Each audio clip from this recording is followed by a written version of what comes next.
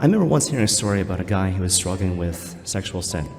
And sexual sin is a funny thing, right? It's symptomatic of many things, but primarily in a certain sense, sexual sin is symptomatic of a certain turning in on oneself. So reminiscent of original sin in the book of Genesis, right? So I do not trust that God will provide for me in terms of giving me the thing that I need at the appropriate time. So I gotta go get it for myself.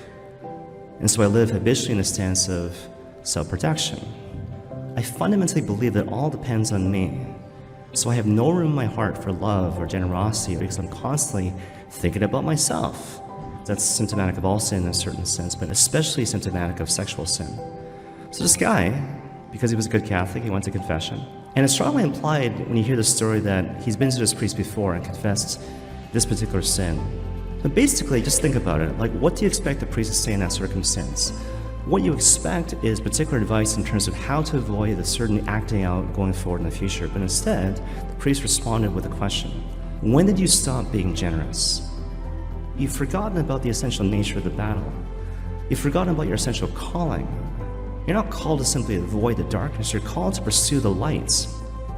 And the lights must be brighter, your generosity must be greater, and your love must be stronger. Because perfect love doesn't just cast out fear, perfect love casts out sin. One final example, and with this. So, when it comes to doing weddings, there's this thing called the marriage ritual book, which bishops, priests, and deacons use to marry couples. And within the marriage ritual book, there's this thing called the exhortation before marriage. And it's an optional thing.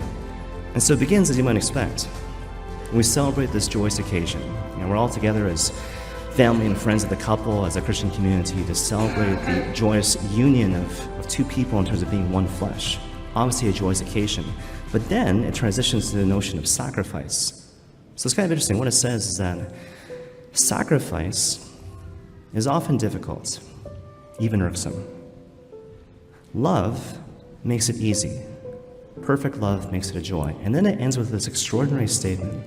So what it says is that if a couple, and by extension any member of the holy people of God, learns to live habitually out of the stance of true love and perfect sacrifice, they will come to experience the pinnacle of happiness permitted to a person on this earth.